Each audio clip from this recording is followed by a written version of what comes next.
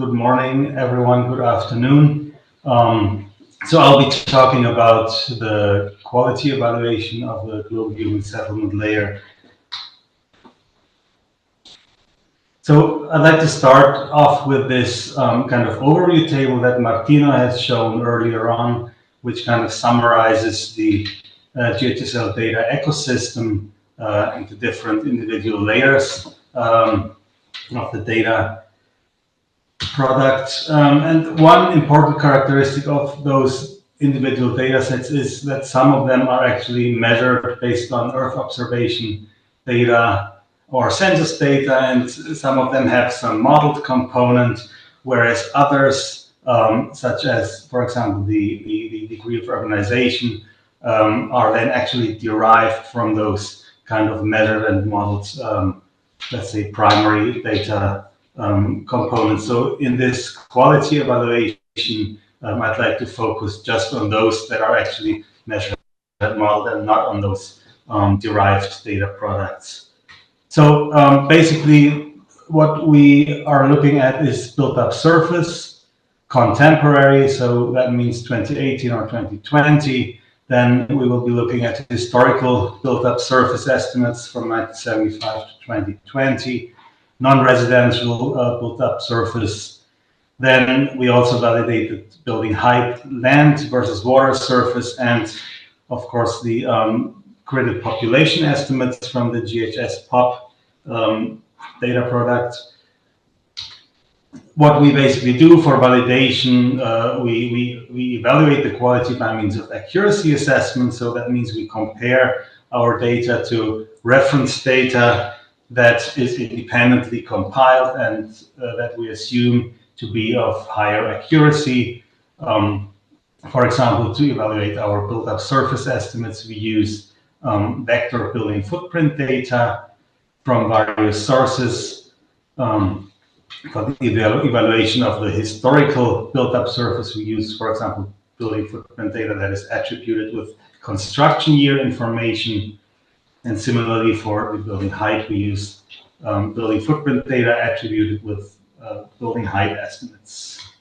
We also use a very large reference data set that has been derived from visual interpretation of Sentinel-2 data, which I'll show in a bit. And we use a crowdsourced reference data set that estimates or gives reliable estimates of built-up surface at given locations.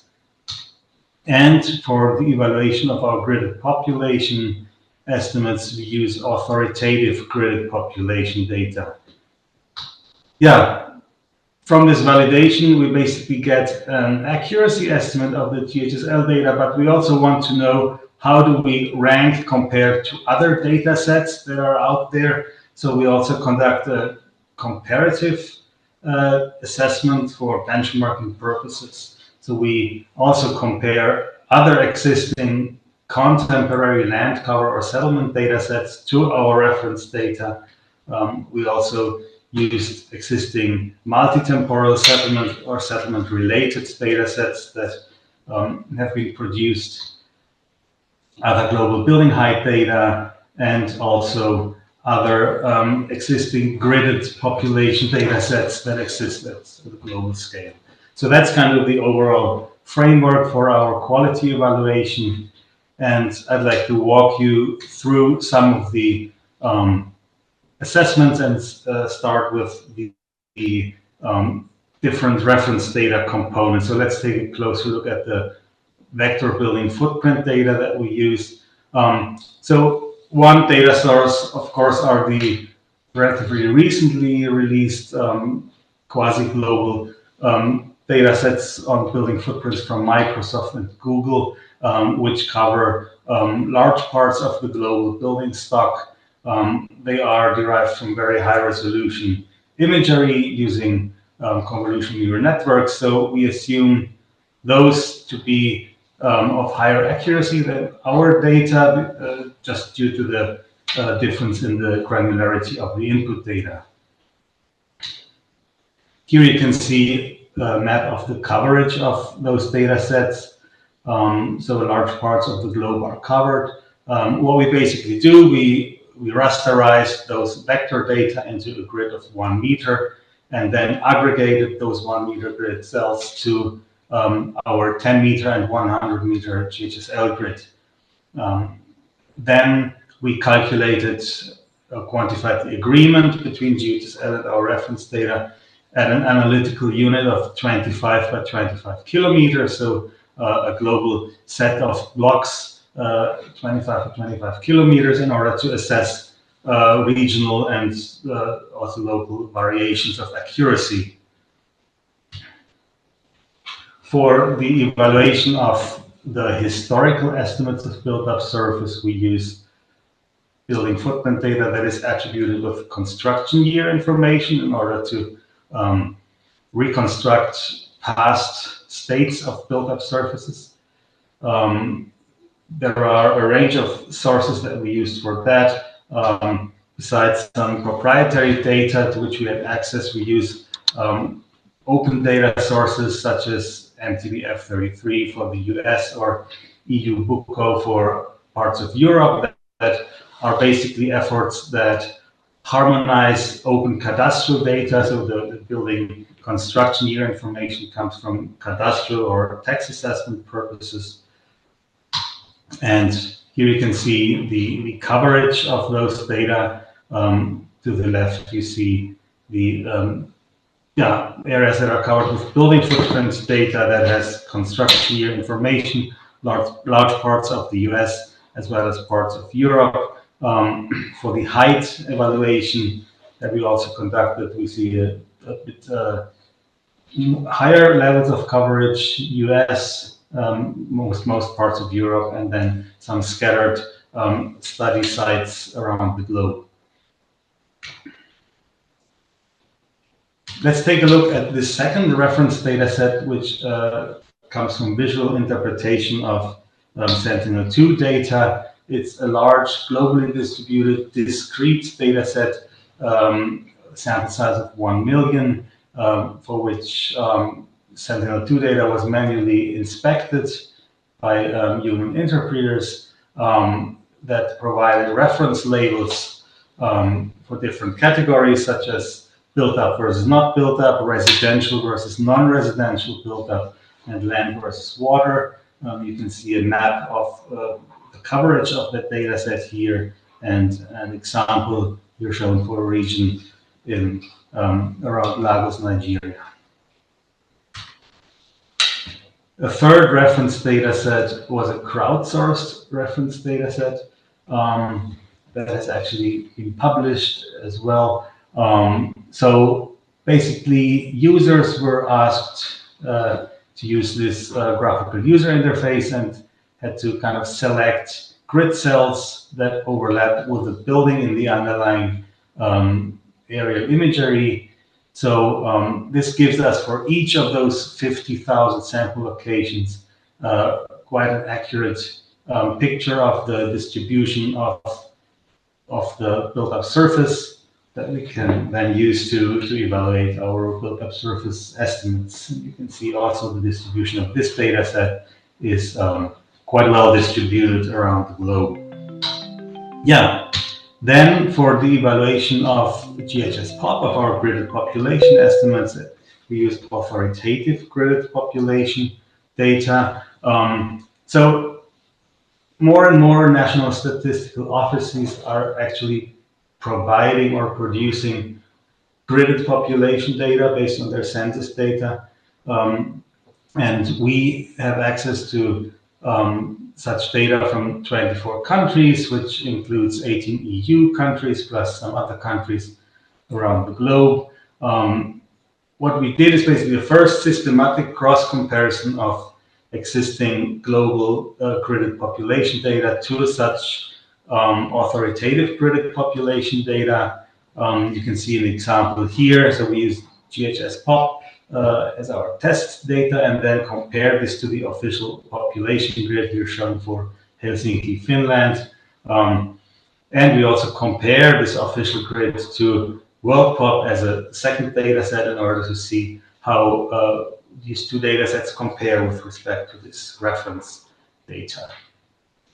Yeah, an important point to talk about is what metric to use to quantify the agreement with the reference data in order to come up with an estimate of accuracy.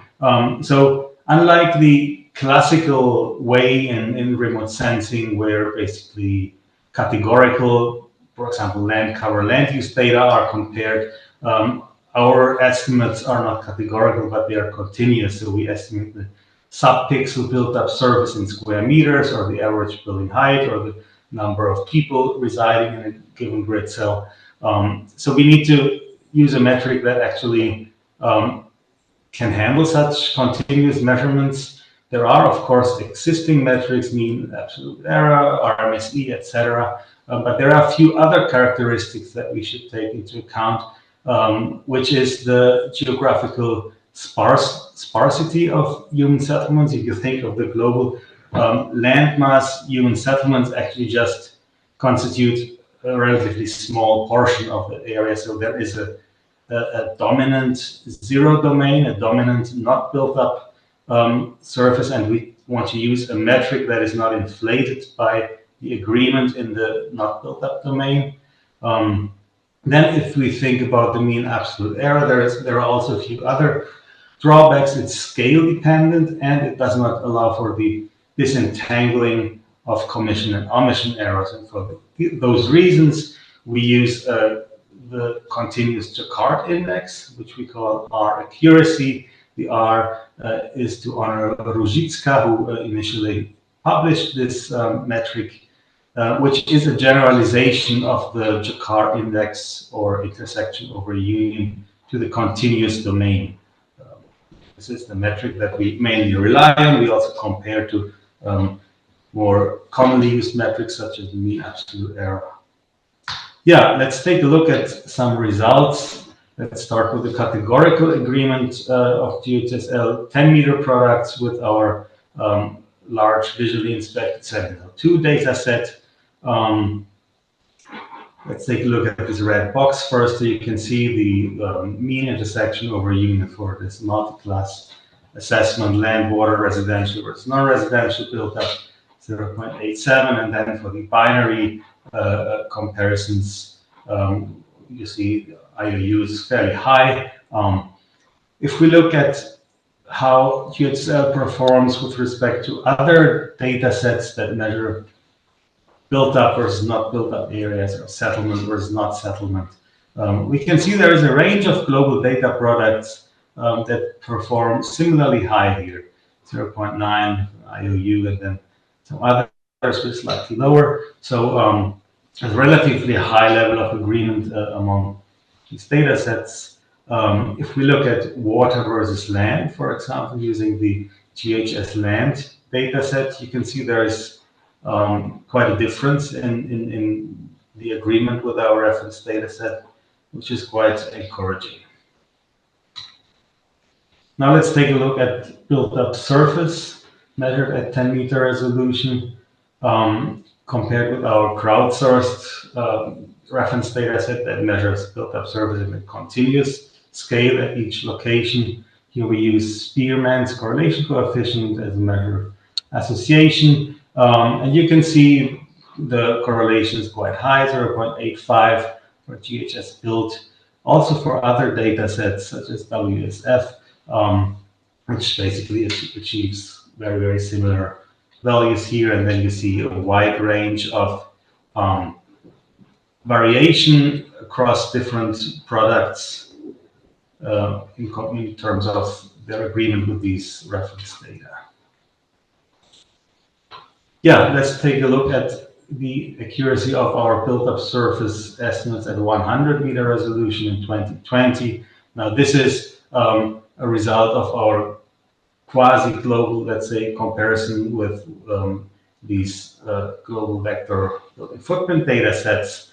So what we see here, color-coded, is the R accuracy at each 25 by 25 kilometer block.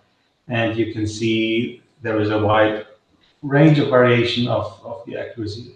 Globally, highest values are observed in Central Europe, then and also in North America, and also in India, for example. And then you see lower values in the global south, such as parts of Africa, parts of South America. If you take a look at this scale here, the colorless scale from 0 to 0.5, so the R accuracy is a relatively conservative measure. But if you take a look now how this relates to other existing data sets, then you see there is also a wide range of agreement. What we show here are basically all settlement-related products that have been produced since 2010, starting with the MODIS dataset from 2010 that Martino has also shown earlier. So you can see there is kind of an increase in accuracy from over time, right? So you can see it's going up. If you take a look just at the blue boxes, which are the public releases of the GHSL, if you compare now the agreement of our recent release with previous releases from 2019 and 2016, you can see there is quite a jump in accuracy over the last few years. So that's also quite encouraging.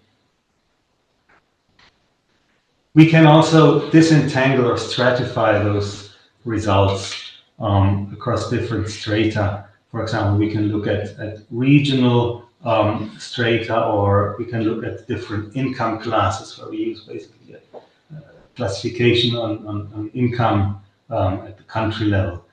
So what you can see that with respect to that reference data, that the GHSL R2023 exhibits the highest agreement. This ranking is consistent across most strata, income groups, and world regions.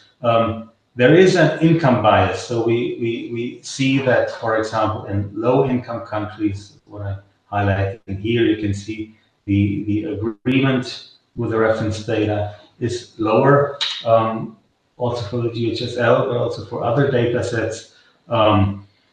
And we also see that if we use the mean absolute error instead of our accuracy metric, we can see that the trends are relatively consistent, which is also quite encouraging.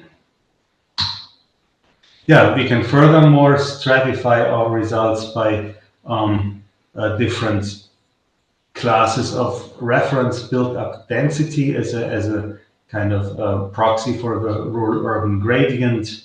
What we observe here, we see basically the different world regions and then the accuracy distributions in these different density strata. So we can see there is an increase of accuracy from low density to high density, so from urban to rural. We see this is also consistent across different data sets, such as GISA, Dynamic World, also about settlement footprint, which shows similar trends, but also some variations that are quite interesting. So yeah, these are the results along this rural-urban gradient. And then let's take a look at the accuracy of built-up surface estimates over time. Again, this was done by comparing our data to building footprint data that is attributed with construction year information, so we can kind of reproduce historical built-up surface distributions. We also did this for the other existing multi-temporal settlement-related data products. And you can see also here the GHSL ranks quite high compared to other data sets. And importantly, we see that the accuracy decreases as we move towards early epochs. Now, I mentioned earlier that the mean absolute error is a scale-dependent metric, and what I meant by that was that we see basically the opposite trend. We see a lower mean absolute error in 1975 than in 2020. But this is due to that there was just the total amount of built-up surface existing in 1975 was lower, so the error is also lower, but this is not what we want to measure here. So we can kind of see that the R accuracy gives a better a more realistic picture of the accuracy evolution over time. Yeah, and I think this brings us to the last assessment that I'd like to discuss here, which is the accuracy of gridded population estimates at 100-meter resolution. And based on the authoritative data that we got, this allows us to go back to 1995, so we can also evaluate our historical estimates here. So you can see in this table, basically, that our accuracy ranges from 0.7 to 0. Yeah, it's quite relatively stable, 0.7, 0.6 for the previous releases of GHS-POP. Now, if you compare this to World-POP, for example, which is another global gridded population data set, we see that there is a lower level of agreement with those authoritative gridded population data.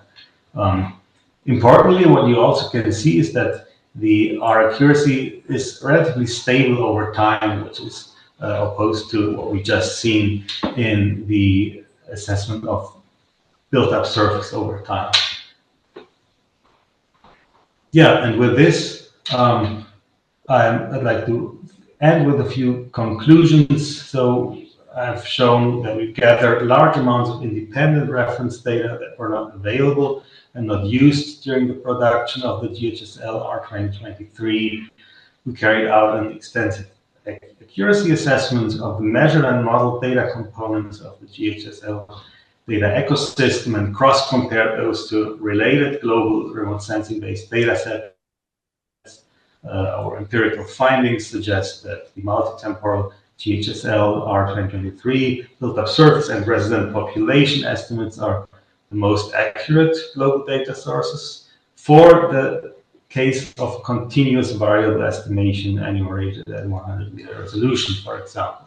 This is important because those two variables are crucial, for example, for the accurate calculation or quantification of SDG indicator 11.3.1, land use efficiency, for example.